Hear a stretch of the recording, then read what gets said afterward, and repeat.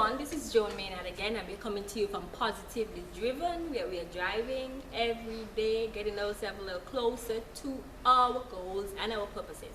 Well, today we're going to be talking about turning our passions into possibilities. And there's 5 main P's that can help us to get our passions turned into possibilities, to get us closer to our goals from point A to point B. 5 main components. And today we're going to be talking about these 5 main components. Now, for the first component, it is finding your passion. Finding your passion. Well, before you can turn any passion into a possibility, you have to first know what your passions are. It's quite interesting that most persons have more than one. I have a gazillion things that I love to do, and it's just within me. It just comes out. It's just expressed in everything that I do. I am very creative, and I just love everything concerning creativity. Well, for you can ask yourself some questions to get yourself a little closer to what your passions are, because for some reason, sometimes you just don't know what you love to do. So you could ask yourself some questions to get a little closer to what you love to do. First of all, you could ask yourself, what is it that people always ask you how to do? Just think about it. What is it that a person or your friend, your family, co-workers always come to you for advice on? Maybe it's writing, maybe it's cooking, maybe it's you have a lean, trim body, and they want to find out advice on how to get their body lean and trim. Those kind of things. What is it that persons come to you and ask you advice on? You might just know how to keep a house real clean and organized, and somebody's real, as they come into your house, like, whoa, Joan, how you get that too? You understand? So it just, those kind of questions. What is it that persons come to you to find advice on? That's one question you can ask yourself. Another thing is, what makes you feel alive and in the moment and energetic? What makes time all of a sudden disappear? You're sitting down and you're doing something, and all of a sudden you're just like, but 2 hours done gone already, 3 hours done gone already. What is it that makes time for you disappear? If you can locate that, that just might just be one of your passions. Now think about your hobbies. You like to fish. You like to swim. You like to play video games. Hobbies. What is your hobby that you like to do when passing time? Those things also can indicate what your passions are. Okay, a topic that you're always passionate about. For me, I like to speak about health. Surprising. I like to speak about health. And persons, maybe we're having a conversation and they might say something, and then you get all energetic and you get all defensive about a specific cause and a specific purpose. That for you is something that you are passionate about. What is it that makes you get defensive in a conversation and makes you speak more alive about, and those are your passions. What have you been through in life? Think about what have you been through in life. Maybe it could be that maybe you had a divorce, and you went through certain things in life that you can teach someone else to get over the hurdles a little better. Maybe it is work experience that you had, that you got throughout your life, that you can teach someone how to get over a little better.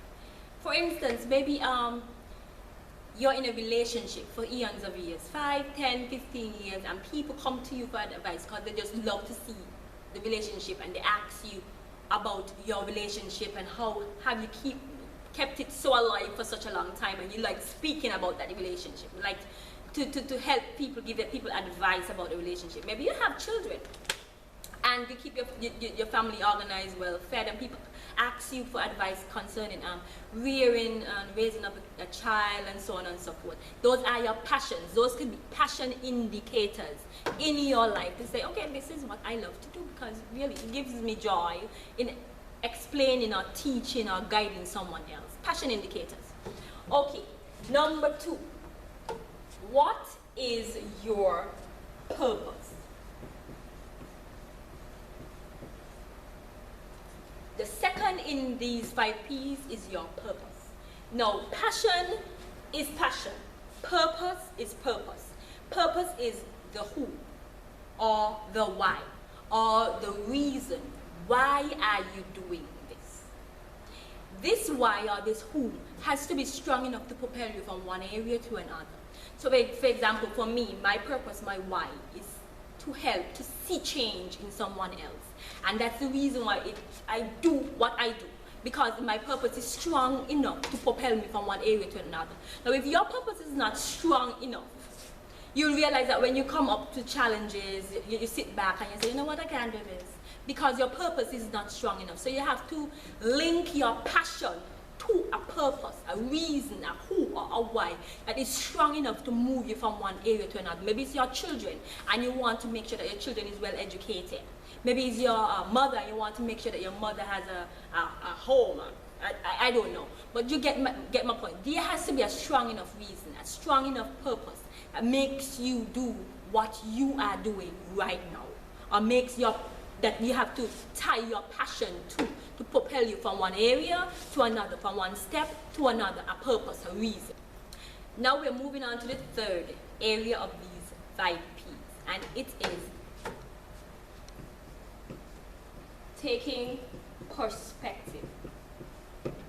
When I say taking perspective, I mean simply, where are you now?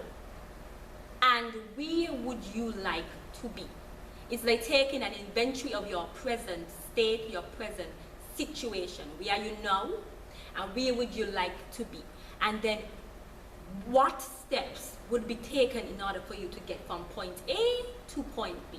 So it's basically assessing your present position, and then assessing your present attitude, and then assessing your present approach, because your present position and your present attitude and your present approach needs to change in order for you to get from point A to point B. But the first thing is taking perspective. What are you? Where are you right now? Now we have taken all things into perspective. We need to go a little further along the chain, and we need to speak about the 4th P. The 4th P in this area is a plan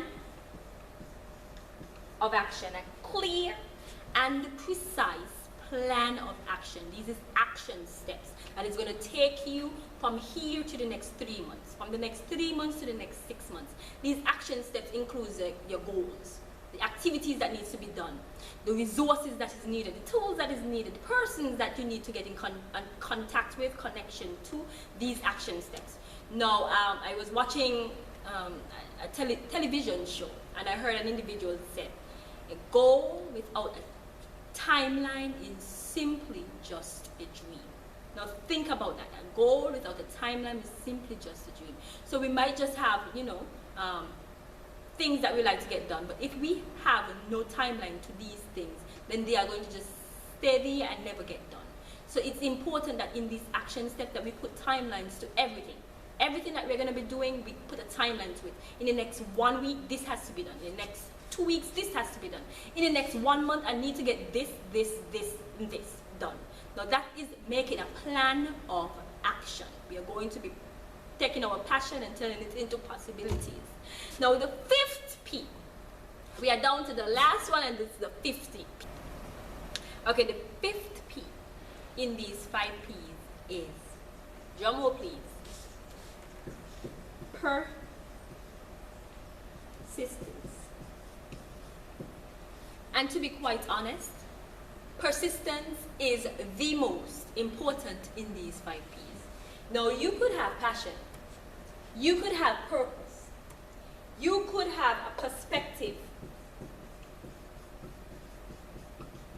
you could even have a plan. But if you don't have persistence, we are not going to get anywhere. Without a persistence, which is the ability to not give up, that's my definition.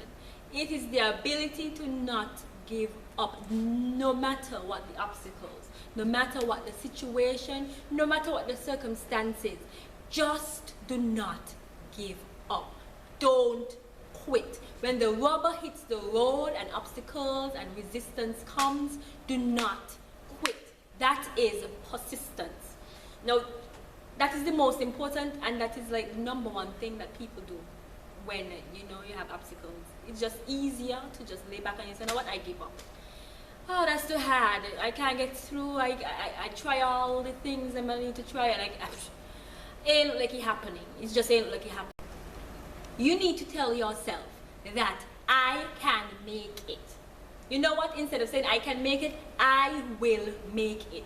Just take failure out of the equation. Failure is just not an option. It's simply not an option.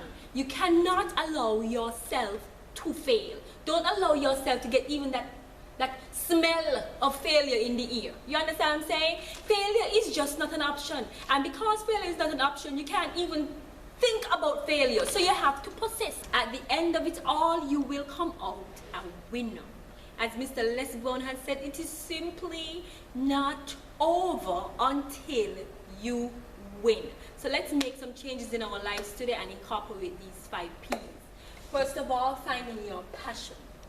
Then finding out what is your purpose. Taking perspective, having a clear plan of action, and then most of all, persistence, persistence, persistence. This is Jo Maynard, and I'm coming to you from Positively Driven, where we are in the driver's seat of our lives, and we are turning our passions into possibilities in life, love, and business. I'm happy that you were with me today, and have a nice day.